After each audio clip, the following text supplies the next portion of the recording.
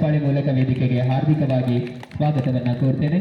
ತಾವು ಆಗಮನದೊಂದಿಗೆ ಜೊತೆಗೆ ಇದೀಗ ವೇದಿಕೆ ಮೇಲೆ ನೇರವಾಗಿ ಪೂಜ್ಯರ ಸಾನ್ನಿಧ್ಯದಲ್ಲಿ ಕಾರ್ಯಕ್ರಮದ ಉದ್ಘಾಟನೆಯನ್ನ ದೀಪ ಬೆಳಗಿಸುವುದರೊಂದಿಗೆ ಕಾರ್ಯಕ್ರಮವನ್ನು ಉದ್ಘಾಟಿಸಲಿದ್ದಾರೆ ಶರಣಜೀವಿಗಳು ಹನುಮಂತರಾವ್ ಕೌಟಿಗೆ ಸರ್ ಅವರು, ಕಾರ್ಯನಿರ್ವಾಹಕ ಅಧಿಕಾರಿಗಳು, ತಾಲೂಕು ಪಂಚಾಯತ್ ಭಾಲ್ಕಿಯವರಿಂದ.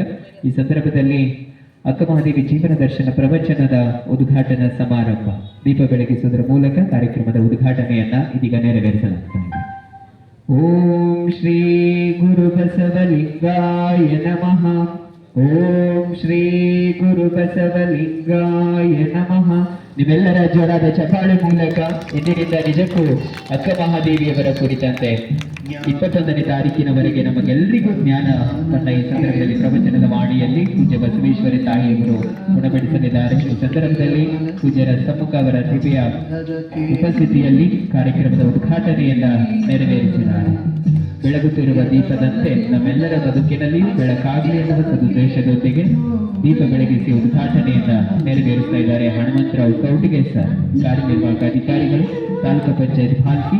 ವೇದಿಕೆ ಮೇಲೆ ಪೂಜ್ಯ ಗುರು ಬಸವಪಟ್ಟ ದೇವರಪ್ಪಗಳವರ ದಿವ್ಯ ಸಾನ್ನಿಧ್ಯ, ಪೂಜ್ಯ ಬಸವೇಶ್ವರ ತಾಯಿಯವರ ದಿವ್ಯ ಸಮ್ಮುಖ, ಎಲ್ಲ ಅತಿಥಿ ಗಣ್ಯಮಾನ್ಯರ ಉಪಸ್ಥಿತಿಯಲ್ಲಿ